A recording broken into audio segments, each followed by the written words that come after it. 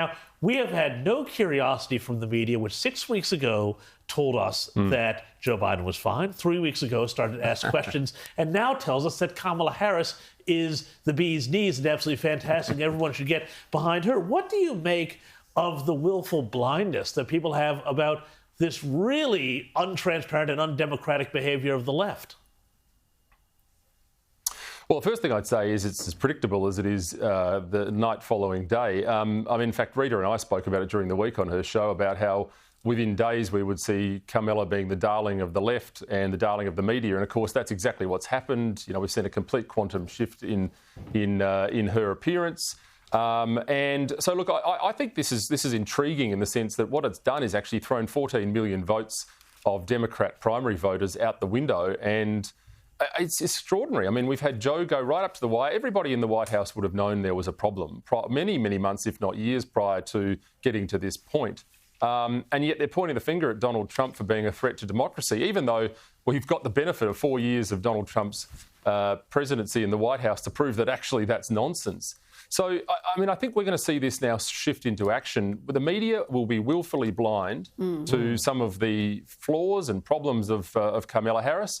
And we see it across all boards. By the way, when January 6 happened in the United States, we knew everything about every single person they were investigating, their mother, their cat, anyone that walked in a kilometre radius of the Capitol on that day. We don't know anything about the bloke that shot at Donald Trump. There's no news about him at all. And in fact, that whole incident has just been swept under the rug. I mean, it's a fallacy. It's a joke. It is absolutely, and that's why trust in the FBI and in those bodies is at record lows in the US, because we know they've got into his devices. They would have some idea about his ideology, his background. There's been nothing shared, nothing's leaked, nothing.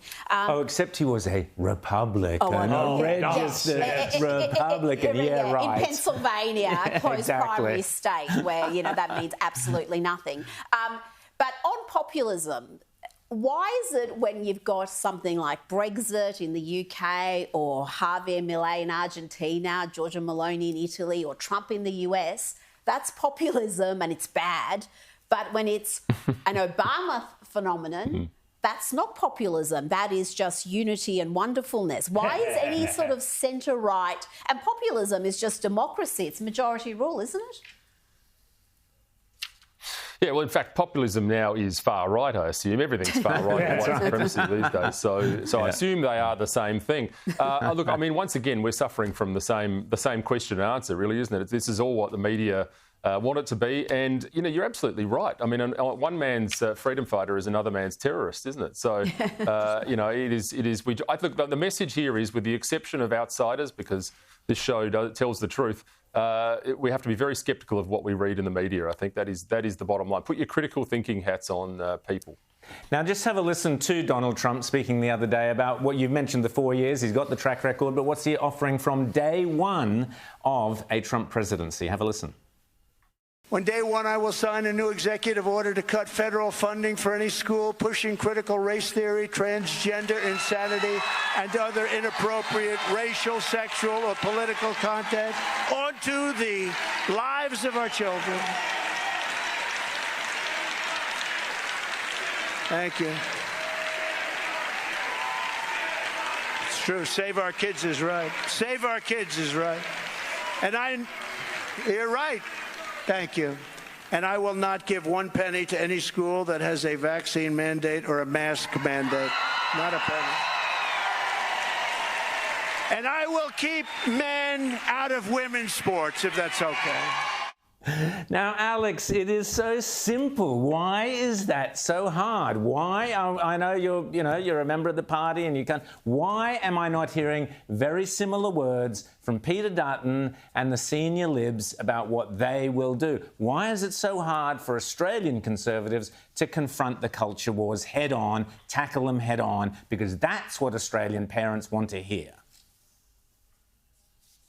Yeah, look, they certainly do. And on this subject of education, my view is, and I know this view is shared widely in amongst our ranks, education actually is one of the key battlegrounds in this next period. And I think there are a load of mums. I talk to mums all the time, specifically mums. And the mums, by the way, are the ones who are getting politically active in this state.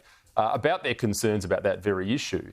That message is starting to pervade through, and the issue of education, not indoctrination, is a massive one for the next election. It's an election-winning strategy, in fact. One thing I will say is I was really pleased to see some of the comments reported today that Peter Dutton made to the Victorian State Council about tackling this issue head-on. I think I'm very hopeful we're going to see something about this in the lead up to the election, because ultimately the purse strings sit with the Commonwealth on this issue, and the national curriculum sits with the Commonwealth on this issue. And this is an issue that we need to be tackling, because kids are going to school, they're learning how to be social justice warriors, and by the time we get to year 9, some of them can barely count or read. This is an issue that Australians are not talking about openly. This is like The Voice. It's the sleeper issue. It's a culture war issue. And I think increasingly Conservative politics in this country needs to throw off the shackles of seeing, like populism, the term culture wars as being a pejorative. Politics is downstream from culture. Absolutely. And Alex, I would argue, and I get emails, I get messages every week from people who say, I'm a Labor voter, I'm not Conservative, but the stuff happening in schools troubles me. My kid was obliged to do an acknowledgement of country before they gave a speech in primary school, or they've come home with information about pronouns and being given all sorts of information that is not relevant to them and should not be in the curriculum. So why can't the Conservatives in this country recognise the opportunity presented, particularly amongst migrant communities who are socially conservative, as well as your old school Labor voters who really do feel abandoned when it comes to these issues by Labor and the Greens? And recognise that opportunity. I think that message is getting a... Yeah, look, I think it is an entirely important opportunity, and I think that message is getting through. Of course, one of the difficulties arises with the view that this is controlled through state and federal means, but ultimately the funding starts with the Commonwealth Government. The national curriculum is controlled by the Commonwealth Government. So this is a Commonwealth issue, and it is an election-winning issue. I absolutely agree with you, and look, I'm really hopeful this will be something we'll tackle head-on leading into the next election. Well, what I'm suggesting, Alex, is you print out those words of Donald Trump and sneak them into the next Liberal Party room meeting. Just tuck them there under Peter Dutton's thing, under his notes there, and just, oh, Pete, can you just read this out, please? And you will win the next election, slam dunk, hands down.